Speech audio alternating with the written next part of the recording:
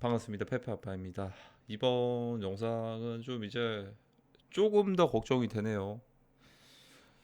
이런 적은 없었거든요. 이런 적은 없었는데 반등도 그냥 재미도 없고 반등을 할 생각이 없는 것 같아요. 그냥 어쨌든 제가 보고 있는 지금 전체적인 판을 보니까 그 이제 마켓 메이커 세력 형님들이 이제 시장을 그냥 놔버린 것 같습니다. 놨다라는 게 무슨 말이냐면 1차적인 시즌 1에 대한 물량들을 다 정리가 됐고 공매도를 모아놓은 것 같아요. 그러니까 이제 굳이 현물 마켓 메이킹을 안 한다라는 거죠. 굳이 지금 이제 무리하면서까지 그걸 안 할 것 같아요. 지금 상황들이. 근데 여기서 무서운 게 비트 어제 5% 떨어졌거든요. 이거 떨어졌는데 알트코인 엄청 미친 하락을 했어요. 근데 1억을 다시 회복을 했단 말이죠. 이거 자체가 되게 안 좋은 시그널입니다. 청산빔으로 나왔으면 그냥 그대로 뚫고서 가도 이상하지가 않았거든요. 왜냐하면 어제 청산 물량들이 1조가 넘었거든요. 이 정도면은 V자 반등이 나오더라도 좀 이상하지 않은 수치예요. 이 정도면 연달아서 2번 이상을 엄청난 물량들을 청산을 시켰던 적은 없거든요. 그러니까 이 정도면 엄청난 물량입니다. 정말 장대 그 초록 색깔 보이시죠? 이 정도로 많이 롱 포지션들이 청산이 됐다라는 그런 의미입니다. 근데 연달아서 이렇게 2번 정도가 장대 그 롱청산이 나온 적은 없었는데 그게 처음으로 발생할 수도 있지 않을까. 특히나 이게 주말에 발생하면 더더욱 이제 최악인데 다음 주에는 그래도 회복을 하겠네요. 근데 또 한 번 떨어지고 회복하는 게 문제가 될 수도 있는 건데 과연 알트들이 다 회복들을 할까? 그게 좀 걱정이기도 합니다. 일단은 나올 수 있는 변수가 뭐냐면 갑자기 뜬금없이 이제 이스라엘이 미사일 공격한다 하면서 중동의 전쟁을 주말 사이에 알릴 수도 있다라는 거. 왜냐면 다음 주에는 재료들이 이미 완성이 되었거든요. 홍콩 현물 ETF 승인될지 연기될지 둘 중 하나가 월요일 날 나오는 건데 그 재료들은 다음 주에 이미 완성이 됐고 그거 기대감 띄워놓고서 그 홍콩 ETF 승인 기대감 띄워놓고서 주말에 그걸 움직여 버린다라는 생각들을 하기가 쉽지가 않을 겁니다. 왜냐하면 지금까지 그런 적이 없으니까. 근데 이례적으로 지금 변수가 하나가 있는 게 이스라엘 핵 공격이나 뭐 미사일 공격이나 이런 것들로 비트코인 시장이 주말에 열려 있는 비트코인 시장이 떨어지는 거고 나스닥은 당연히 월요일 날 개장하면 비트코인 떨어지면 같이 떨어지겠죠. 강달러 현상 보이면서. 아니 미사일이랑 이게 무슨 상관이야? 그냥 떨어질 때 되니까 그냥 재료로 쓰이는 것 같습니다. 뭐 전쟁이 되면은 비트코인이 수요가 늘어나고 금 가격이 오르고 이런 상황들이 아직까지는 디지털 금으로 완전하게 받아들여지진 않았어요. 아직까지는 왜인지는 모르겠습니다. 지금쯤이면 제도권화 돼가지고 그렇게 될 만도 한데 아마 이번에 하락을 한다면 4월 그래도 반등들은 하겠는데 6만 달러 깨지면 조금 위험해요. 어제 5% 떨어졌는데 그 정도 하락률 보였는데 6만 달러 깨지면 얼마나 떨어질지 예상이 안 됩니다. 정말로 위험한 상황이다.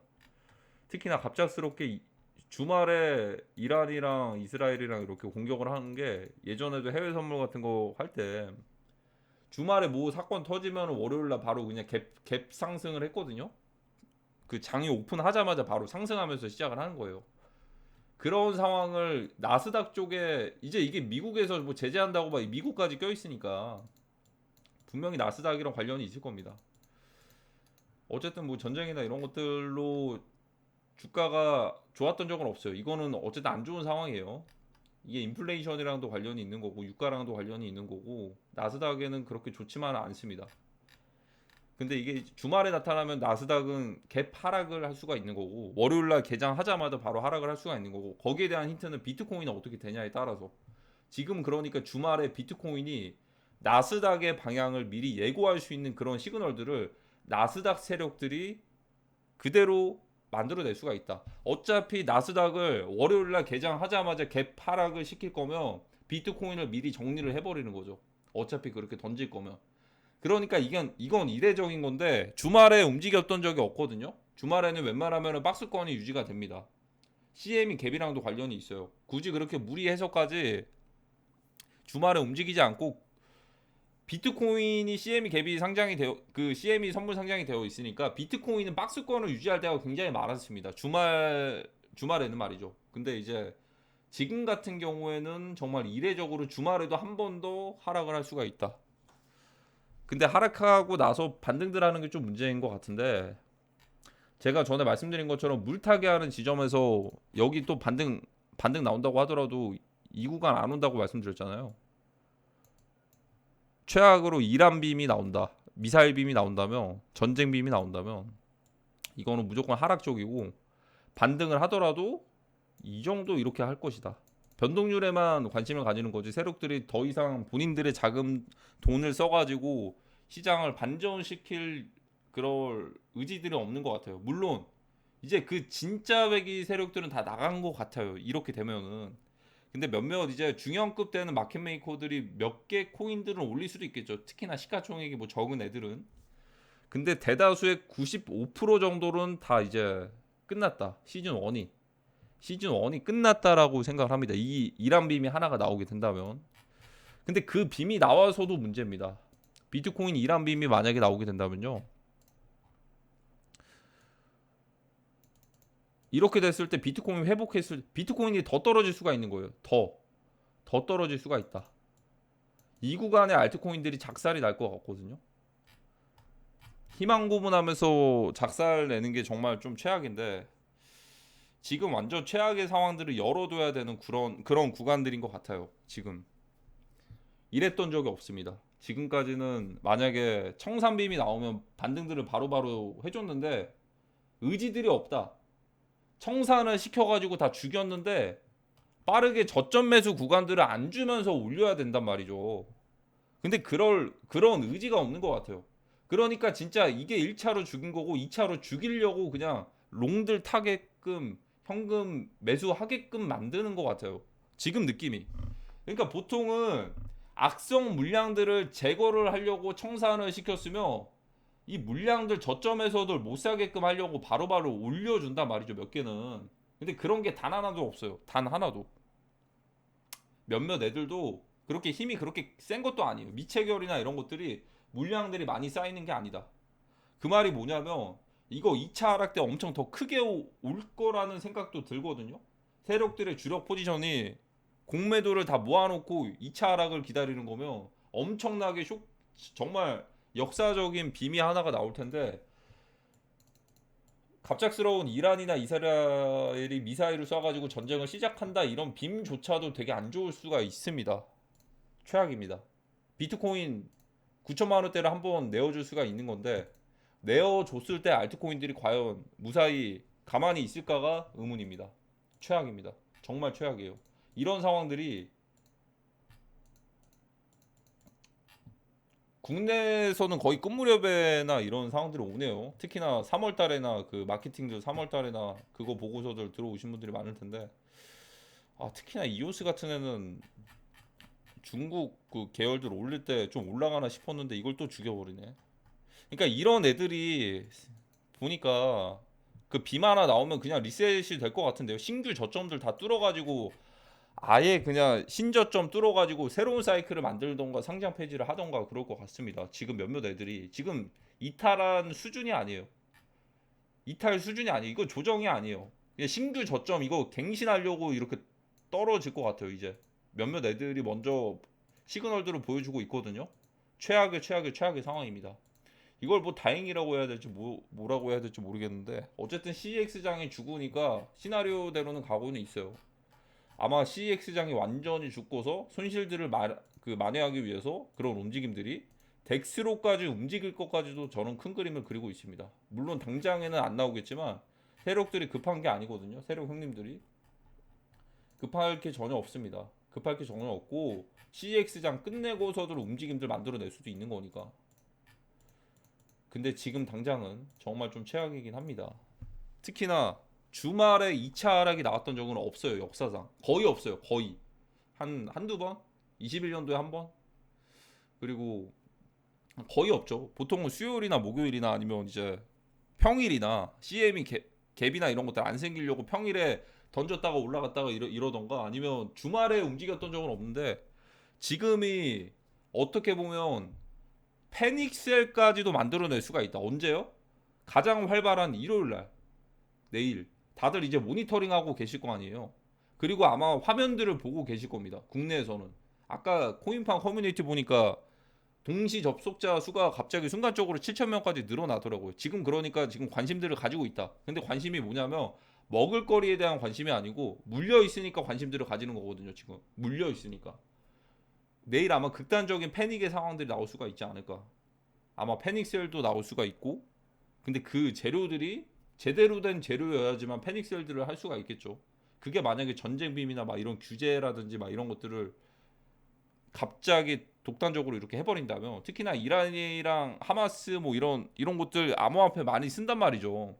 걔네들을 뭐 규제한다 제재한다 아니면 뭐 미사일을 쏜다 뭐 이런 식으로 해가지고 바이든이 보복한다고. 그러니까 제가 예상하는 건데 바이든이 지금 뭔가를 준비를 하고 있거든요.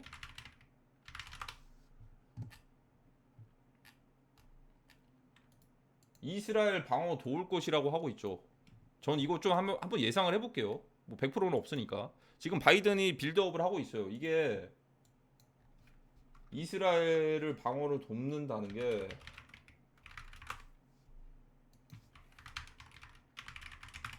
재료가 뭐가 될지. 자, 이게 될 것 같습니다. 개인적으로. 하마스 비트코인으로 돈 모았다. 전쟁 자금 이런 식으로 하죠. 근데 지금 보니까 이스라엘 방어를 도울 것이라고는 하는데 군사적인 도움도 있겠지만 지금은 이제 사이버 전도 있잖아요. 이런 것들 제재한다고 해서 만약에 하마스 관련된 뭐 거래소라든지 이런 것들 뭐 규제를 한다거나 뭐 이런 식으로 하면은 그게 재료가 되지 않을까라고 생각을 합니다. 단기적인 재료로는 이런 거보다 더 큰 게 없죠. 제가 전에 말씀드린 것처럼 미국이 최근에도 유닛 수학 같은 것들 제재하죠. 미국이 나쁜 역할들을 다 할 겁니다. 아이러니하게도 국내 기관들 중에서 미국이 가장 큰데 나쁜 역할을 다 할 거예요. 뭐 규제하고 제재하고 벌금 매기고 또 이제 하마스는 어떤 재료들을 쓸지는 모르겠는데 아마 이게 가장 좀 코인 시장에서는 이게 좀 이제 유력한 후보가 되지 않을까라고 생각을 합니다. 자, 근데 이게 주말 지나가면은 다음 주까지는 그래도 현물 ETF 승인 소식 그런 것들 기대감들 때문에 괜찮은데 이게 2차 폭락이 오고서 현물 ETF 그것들 때문에 보합이라든지 약간 회복들 할 수가 있는 게 그게 문제네요. 2차 하락을 좀 열어둬야 됩니다. 최악입니다. 지금 물타기를 한다? 저는 말리지 않습니다. 저는 근데 언제든지 지금 엄청나게 위험한 상황이라고 거의 2, 3주 내내 외쳐왔습니다. 강세장을 외쳤던 구간도 있고 저는 하락론자 비관적인 사람도 낙관적인 사람도 아니에요. 그냥 시장 따라가는 사람이지 그 유연하게 위아래 이렇게 방향들을 크게 바라보는 그런 거지 그냥 무조건 오른다 무조건 떨어진다 그런 게 아닙니다. 근데 지금은 굉장히 위험합니다. 2차적인 공격들이라면 공격이 올 수가 있는 굉장히 위험한 상황입니다. 그래서 이제 주말 조심해야 될 것 같아요. 주말. 근데 뭐 선택이니까 저는 그냥 그렇게 보고 있어요. 굳이 근데 지금 이렇게 어쨌든 현금화들 하셨으면 구경만 해도 좋죠. 현금화들 하셨으면 어떤 상황들이 나타날지 어떤 재료들이 나타날지 지켜봐야 될 것 같습니다. 일단은 그래서 2차 폭락이 오면 그래도 단기적인 하락이 좀 끝나지 않았을까 생각이 들기도 하고 하락하는 시점이 꽤나 만약에 온다면 빠르게 올 수 있습니다. 빠르게.